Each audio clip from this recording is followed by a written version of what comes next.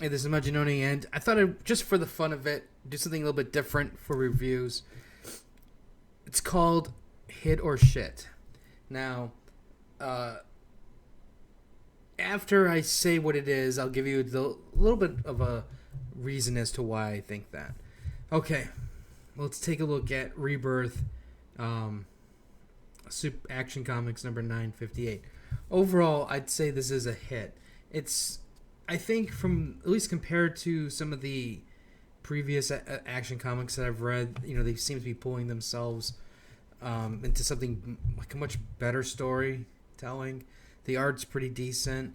We actually get the um, old Doomsday, not some virus or other stupid nonsense. And overall, the fight's pretty decent. It's starting to fix some of the mistakes that they might have made, or people perceived to be mistakes, like with outing of Clark Kent as Superman. And overall, this is, I would say, a good, let's start fresh, rebirth this comic. So, like I said, overall, it's a decent read. Batman Detective Comics 935. Okay, this started off as shit because let's be honest here. Right from the beginning, nobody cries because the Danger Room is too hard, and that's exactly what these people did. They cried because the Danger Room is too hard, and after we get through that,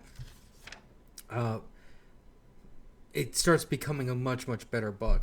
It's giving everybody a sense of what this new status quo is for this team. It's laying down the foundation of, okay, this is how the team operates. I don't want to say that certain members are obviously inexperienced, but it explains where their shortcomings are, who's friendly with who type of a thing, and and then it continues why Batman is taking these individuals off the streets and training them to be like much better individuals. So overall, like I said, it started off a real stinking turd, but then it got much better. Crying because the Danger Room's too dangerous. My gosh, you never hear that in the X-Men. Okay, Miss Marvel number 8, Civil War tie-in. I was very afraid, but overall, this is a hit book. I really enjoyed it. The art is just fantastic, and it goes straight into basically Captain Marvel. She's basically trying to get a little strike force together, and she every time she hears of something from Ulysses, she sends Miss Marvel and her associates, her little posse, and they go to stop the problem. Now, again, this boils down to the ethics of, do you arrest the person before they commit the crime? And for the most part, Miss Marvel's totally on board, but they do throw out some stuff throughout that make you wonder, is this the right thing to do? The ending, of course, is where her loyalty and the way she views this concept of stopping a crime before it happens, that's where it's going to be tested.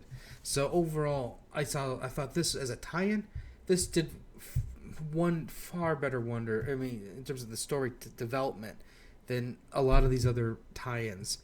At least we didn't have the very first issue of Civil War all over again. So that's, to me, was a huge plus.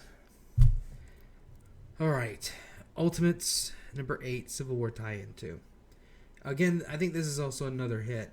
The reason being, it for those, like, for example, if you were a reader of the Ultimates and you might have missed certain issues, then this gives you everything. This tells you the origin of the Ultimates. This tells you the Ulysses and his ability to tell the future, and how this all fits in and where we are today. Now, one thing I did find kind of odd was there's a couple individuals who are like for example, Monica, who's like, well, really, I guess I'd love to join this team because you're thinking up of non-violent solutions. And then the first thing that happens is these giant stone creatures, and she shoots them with energy beams. And I'm just like, what happened to non-violent solutions sounding interesting? Did I miss? Was that a misprint? But besides that, I thought overall the art is just fantastic. And like I said, overall they really did it. The way they did the flashbacks and everything was really well done, and this was definitely I thought a really solid book. Very, very good. Mighty Thor #8, another hit. Definitely strongest punch possible. The Shield is basically trying to figure out who the new Thor is, and they think Jane Foster knows who it is. So they haul her in for questionings. While that's going on, you have this secret cabal of very wealthy individuals who are basically manipulating the world from the shadows, and they're having a discussion with the CEO of Roxxon, who apparently has overstepped his bounds and formed new, shall we say, revenue streams without inviting everybody to participate.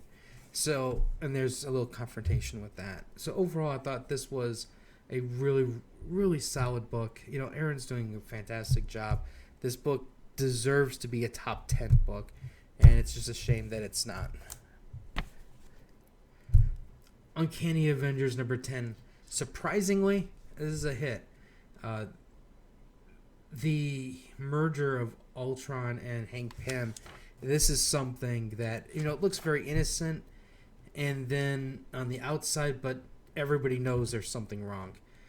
And the end of this issue has really scary images of Pym, and I thought that was what really sold me for sure on this book. There's a little bit of humor with Deadpool. Art's pretty decent overall. So overall, I mean, I was really enjoying this book, very much so. Very, very good.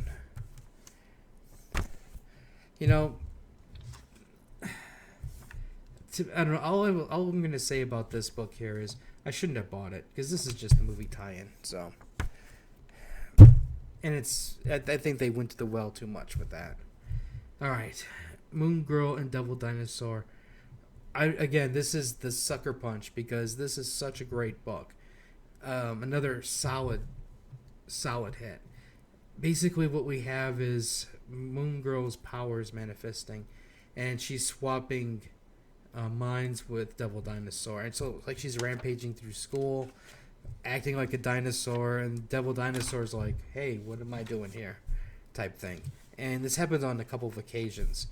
The art is just fun. It's a really entertaining book.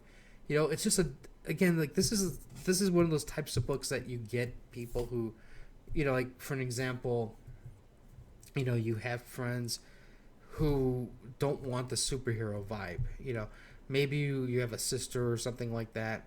You know, this is the type of book to get them, because it doesn't quite fit a traditional Spider-Man, Captain America, Batman book. It's fun, it's entertaining, and it's just the way I look at it is, when I read Batman and all those other books, this is the type of book that's just a nice escape from it, because everything is grim, violent. You know, things are always like adrenaline rush. You know, like, things are on the edge. Lives are at stake. But this is just fun. So, again, I find this book is really a refreshing change. Gwenpool. I really hate myself for buying this book, because this is like that. This is a hit. And I don't think everybody's going to find this as amusing as I do. You know, first of all, the book looks like a cartoon. And, you know, like, basically stills from a cartoon. Second of all, you have MODOK, who's, like, angry because he can't pay Gwenpool, because Gwenpool doesn't have a social security number and a bank account. And he wants everything to be on the up and up in terms of the salaries. And so this is the quest of Gwenpool to basically get her identity in this world. And overall, I mean, this was just a great. I mean, it's just another one of those. It's just fun. It's unexpected. Things happen in it that you wouldn't normally, like I said, expect to happen, and it's just fun. I don't know how long this fun's gonna last. I think the joke is eventually gonna run dry, and this might be the turning point right here because now she's got an identity.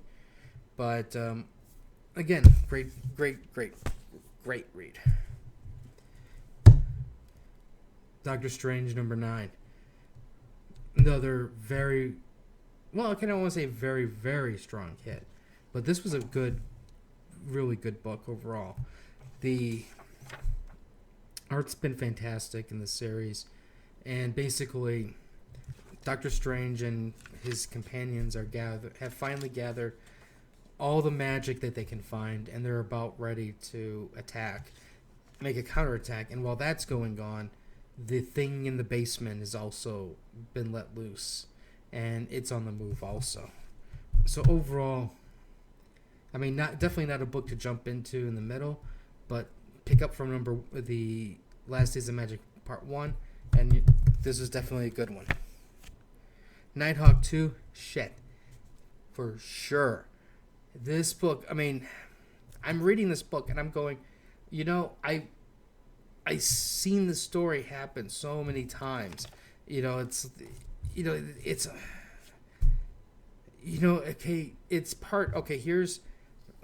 a little bit of great violence. Oh, here's a building that's about to be demolished. I mean, being built, but there's some sort of sabotage. Oh my goodness, here's people who are supposed to be in authority acting inappropriately, and here's this super villain killer thing that we really want to know more about, but they don't give us a lot. And to me, it doesn't. To me, this really doesn't bring anything that original to it, I guess. And then on top of that, I don't think the art is that great either. I think some of these panels are really plain, and I think this is one of these books I'm definitely going to start avoiding. Again, so this way I don't encounter any of that shit problems. But overall, not a fan at all. But anyways, there's some reviews for you. Like and let me know what you guys thought of this new thing I did here. So unfortunately, there were more hits than not, because I know you guys like to hear the nots. We'll have some more reviews later, though. Let me know what you guys picked up, what you guys thought of these books that you bought, which ones were good, which ones weren't. We'll have more later. Like, share, and until next time.